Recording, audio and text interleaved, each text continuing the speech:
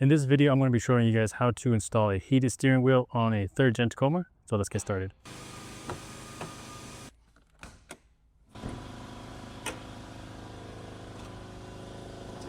So the very first thing we want to do is disconnect the negative terminal on the battery, just because we are going to be dealing with the airbag on the steering wheel. So we don't want that to deploy while we're messing with it.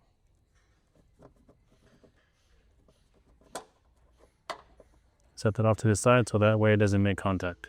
On the side of the steering wheel column cover here, there is a little access port right here.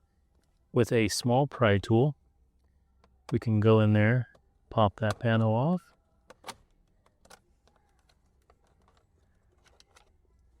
And then on the passenger side of the steering wheel column cover, there's also one, so pop that one off as well.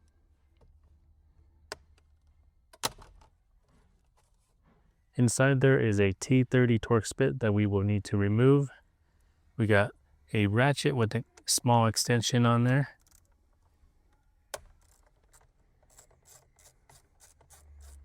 Do the same to the Torx bit on the driver's side. With the Torx bolts removed, you can now lift this center section, which houses the airbag. On the back side of it, you'll see an orange and a black connector. What we need to do now is remove these guys using a small flathead. You can get underneath here, wiggle it, and the yellow piece will come up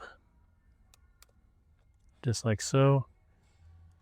Go real slow with them. That way you don't break them just because they are really small. Once they are up, you can now pry a little bit on the bottom side of the connectors just to lift it up. I'm doing a twisting motion with the flathead. Once they raise up, you can pull them out. And then right here is the last wire we have connected to this. So we just need to pull it straight out. It is just a spade connector. So just wiggle it and pull. Then you can move this guy out for now. Now we will be removing the far right connector and the middle connector. We're going to be leaving the far left connector. So what you need to do is just use a small flathead, pull the tab down and pull it out. And then you do the same to the black one. Once you have those out, you can just move it out of the way. Now we are ready to remove the 19mm nut that is holding the steering wheel on using an impact, or you can use a ratchet as well, but I feel like an impact is much easier. Do not remove the nut just yet. We do want it loose. What we want to do now is just hit the back of the steering wheel. We're going to basically break it free from the shaft that is down the middle of it. Here we go. Once it has come loose, you can remove the nut all the way, and you can slowly wiggle the steering wheel out. Feed the yellow wires through the hole and remove the steering wheel. What we're going to do now is transfer the controls on the steering wheel over to the new one. So we have these 4 screws right here. We're going to be using a driver just to make it go a little bit quicker. Pull those out. Then we're going to remove these 2 as well for the cruise control. Then we can start to pull these pieces off.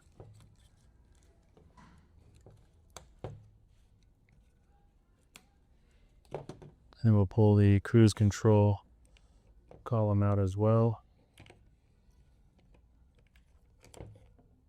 And then now we just have the cover on the back side of the steering wheel here. So what we need to do is just basically separate this. There's just these little guys right here, and push it back. Should come off pretty easy. And that's it for the old steering wheel. So this here is the new steering wheel. We will install the back cover first. So kind of get it in the general area. We'll flip it over. We'll line those little tabs up. So you'll see right there, over there, here, and here. They should all be up and locked in. And we'll transfer over the cruise control. Slide that in there. line up that little pin right there and the holes and put the factory bolts back on, and then we can tighten those down. Then we'll install the steering wheel controls.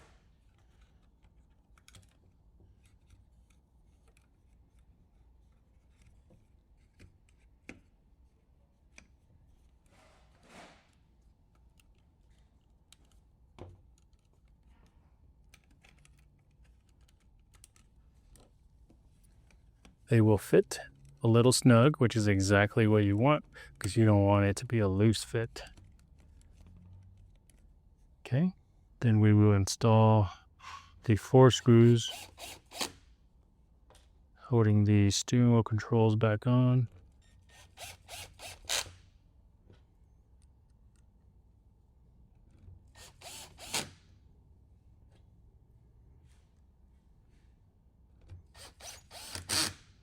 Now we will need to remove these 2 screws on the steering wheel column. They are just a Phillips. Now we are ready to separate the lower section with the upper section. And if you need to, you can use a little pry tool just to separate it, but ours came off pretty easy. Now we need to remove the factory clock spring right here. There are 3 connectors to it. There's this white one, this black one, and this yellow one. We're going to start with the white one. Just press the tab down and pull it down. Now we'll remove the black one, squeeze the tab, pull it down. And then the last one, the yellow one, there is a lever on here that you need to pull down and then slide it out. Now we are ready to unclip the clock spring from the column. We're going to remove the top piece here for the cover. If you need to, you can lower the steering wheel column to remove it and pull it out. Now the only thing that is holding the clock spring in place are clips. On the very top right here, you'll see one of the clips. What we need to do is lift it up. You can do that with your finger. Just get underneath there and push it towards the back of the vehicle. There's also 2 more on the bottom. So the next one that is on the driver's side is right here. I'm going to use a pick just to be out of the way of the camera. Pull it down and push forward. And then the last one on the passenger side is right here. Same thing, pull it down and the clock spring will come out. Now we are ready to install our new clock spring. You'll see here, the new one has 1 extra plug on it. So what we're going to do is we're going to put it in place, line it up, and it should snap in like so. Then we can just reinstall the clips we pulled off earlier. Yellow one, black connector, and white connector. Now we need to grab the harness from the kit. We're going to locate this white connector over here. We are going to run it up underneath the lower dash here. Just going to feed it up here. That way we can grab the other end over here. Then we are just going to plug it right over here. Then we can zip tie this loomed harness here to one of the factory wires that we have down here. And we'll cut that with some flush cut pliers. Now we can reinstall our covers.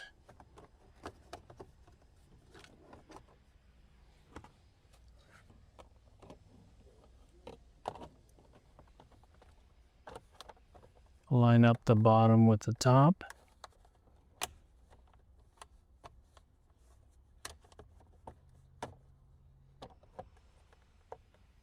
Once we have everything lined up, we can reinstall the screws we pulled off earlier. So the switch that comes in the kit is going to be a small style switch. Now we need to decide where we want to mount that. So you can see here, we don't have anywhere to mount it here. We only have a tall style switch right there. So we're going to have to go right over there on this middle section here. However, if you have one here, this would be the easiest way to put it. So we're going to put ours right here. I'm going to be using a super thin pry tool to pop this off. This is an This pry tool is an aluminum pry tool. It's super thin. It's less than 1 millimeter thick on the very tip, so it can pop things like that off pretty easily.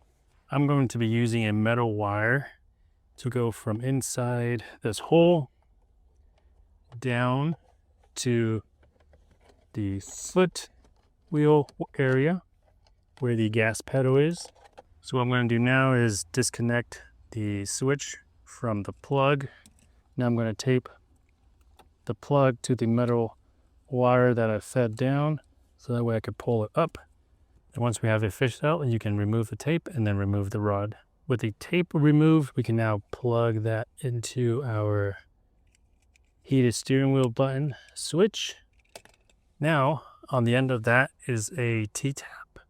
That is going to power the backlight that is on here. If you don't care about it, then obviously you can leave it, but we're going to tap it into the switch that is right next to it, the ECT power button. So we'll pull that guy off real quick. With the ECT button pulled out, or whichever button you pulled out, we're going to look for the green wire. The green one is going to be the backlight for all OEM switches. Look for the T-tap on the other side of your new switch. We're going to run that over here, so that way it's behind here.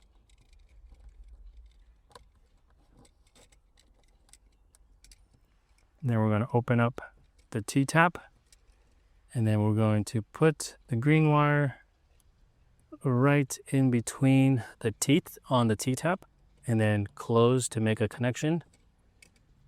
Now we have backlight to our new switch. We can now feed these guys back in, snap them in place. Now underneath the driver's side dash, right where your latch is for your hood, there's going to be this fuse panel right here. We need to remove this cover. Now you have access to your fuse panel that we're going to need to plug the power into. We are going to be looking for the 7.5 amp ECU IG number 1 fuse on your cover, the white one. It's going to be on the top right, and it's going to be the second one down. So we will locate that right over here. We're going to use some needle nose pliers, pull that out. In the kit, you will get 2 types of fuse taps. The one that's connected to it already should be the micro fuse tap, which is the one that I'm holding right here. It already has a fuse on there. So what we need to do is just put the 7.5 amp fuse in the other slot, and then we're going to plug that back into that location.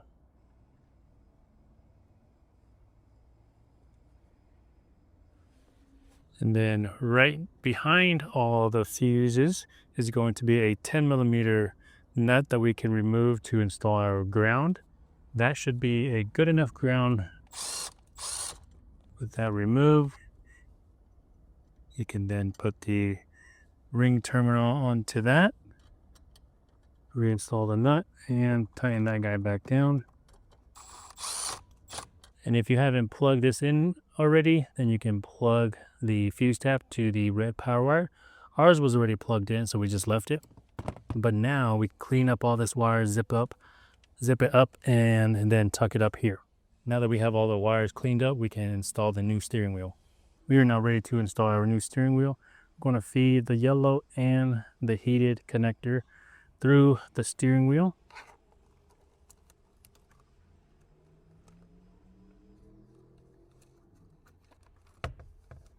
I'm going to line up our steering wheel with exactly where we put it. So we put it pretty dead on straight, so we're going to go in the exact same way. Then reinstall the center nut that holds the steering wheel on. Then we will plug in all of the connectors that we took out of the clock spring. Then we can install the heated steering wheel plug, the female to the male. Clip that in. And then we'll tuck this back a little bit. Now we are ready to install our centerpiece that houses the airbag. So we'll just do this in the reverse order. Put the ground on the bottom. Got our black connector. And then we have our orange one.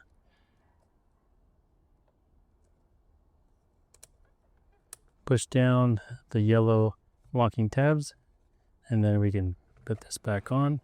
Then we can reinstall the 2 Torx bolts on the side, put the covers on, and we're done. All right, let's test it out. See, make sure we don't have any lights on. So that one is just the maintenance light, that triangle. Let's test our light, make sure it works. Okay, so we got backlight there. Flip it all the way off, goes off. Cool. All right, let's flip it on and see. Obviously, you won't really be able to tell if the heat actually works or not. And I don't have a heat gun to actually see, but let's see how long it takes to feel it. Okay, so it's been about 30 seconds and I'm starting to feel it warm up a little bit right here where I'm holding. Up there as well.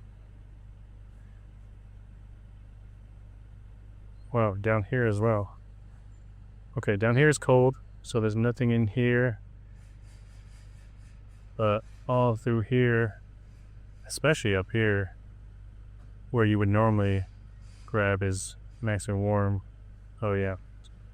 Even with my 24 Tacoma, it takes about a minute or so anyways to really heat up. But once it gets going, it's pretty toasty the entire time. So yeah, it feels warm all throughout the upper section here, this lower section. Not here though. So yeah, pretty comparable to how long a factory one takes. So that's good. All right, that is pretty much it for this video. Now we have heated steering wheel for the 3rd gen Tacoma, so that way in the cold winter days or even chilly mornings, we now have a heated steering wheel to warm up our hands. So I will have a link to this product down in the description if you guys wanted to check that out. I will also have a discount code down there as well, so you guys can save some money. But that's going to be it for this video. Hopefully you guys are subscribed. We'll see you guys next time.